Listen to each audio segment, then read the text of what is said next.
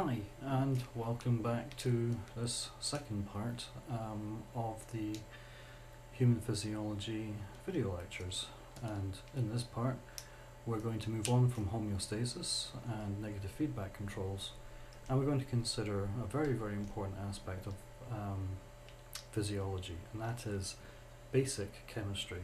Now, up here I have put the rather helpful expression of there, because most people, that's what happens in their heads when they hear the term chemistry. I have to be fairly honest, that's pretty much what happened to me as a student a lot of the time as well, although I do actually enjoy chemistry to an extent.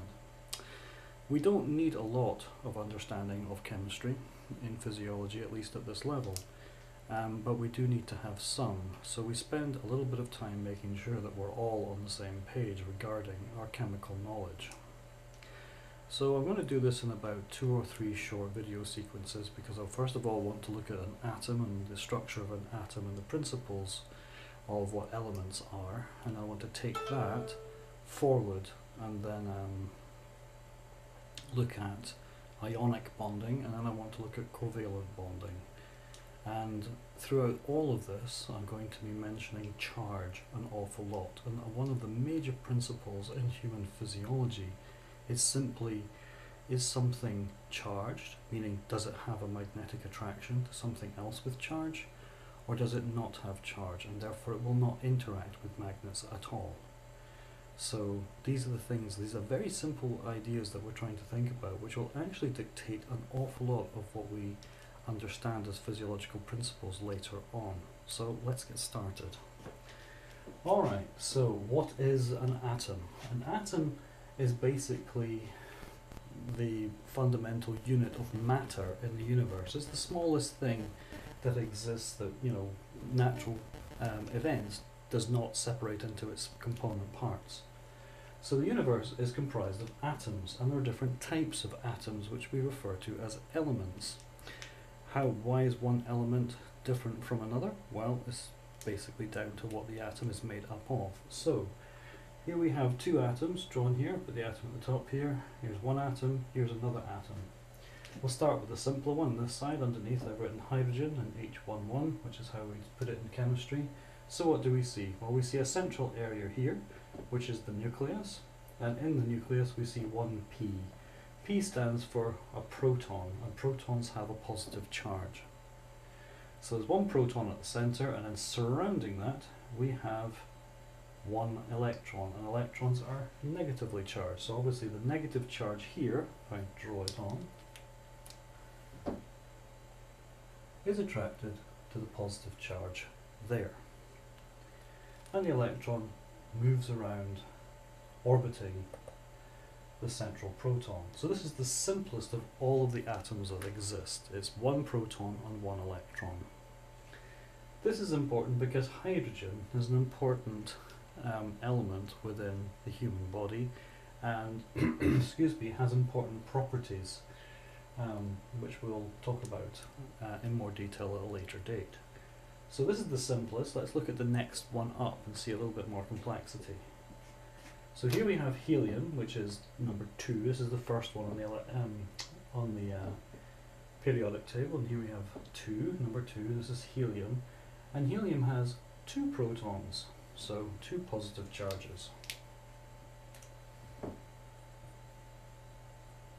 and it has 2 electrons, so 2 negative charges.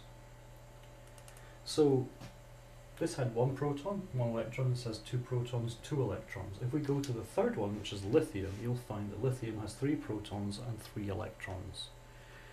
All the way through the periodic table, however many protons that you have, they are equalized by the number of electrons you have surrounding them, because the positive charge is always balanced out by the negative charge in an atom. So when we refer to the term atom, we're talking about something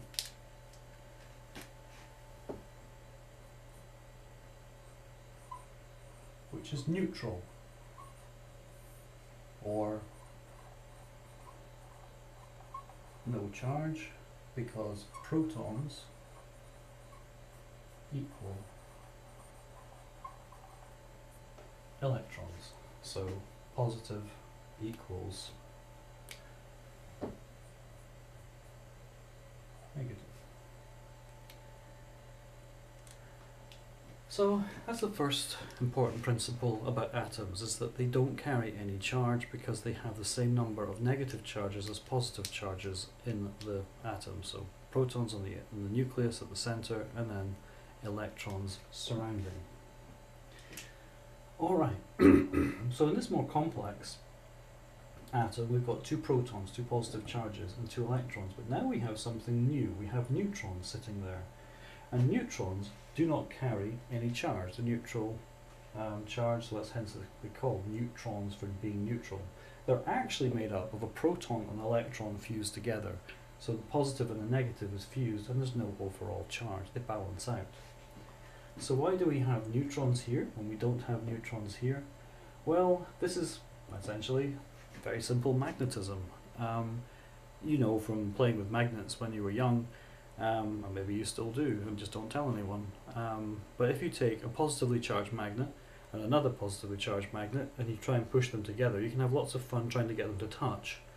But as soon as you relax, they push away from each other. So we know that positive charges reject each other in the same way as negative charges pushed together will reject each other. So if you want a stable nucleus, you can't have more than one proton just sitting next to each other, because the positive charges will push apart and therefore the nucleus would break up. But you can have them in a nucleus if you put neutrons in between them to actually stop the charge from pushing the two protons away. So neutrons appear after the first, which doesn't need one here because there's only one proton, so there's nothing to push against, so you don't need one here.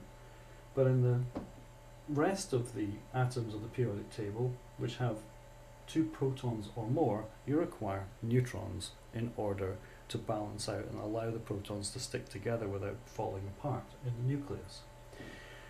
So we have our nucleus, which contains protons and neutrons, except for hydrogen, which just has one proton. And then surrounding that, we have electrons. And we have the same number of protons and electrons in an atom. So if there's two protons, there's two electrons. That's important because the number of protons determines the element. So down here, for example, we've got H1 and 1. The top number here is the atomic number, and the atomic number, I should write this down for you,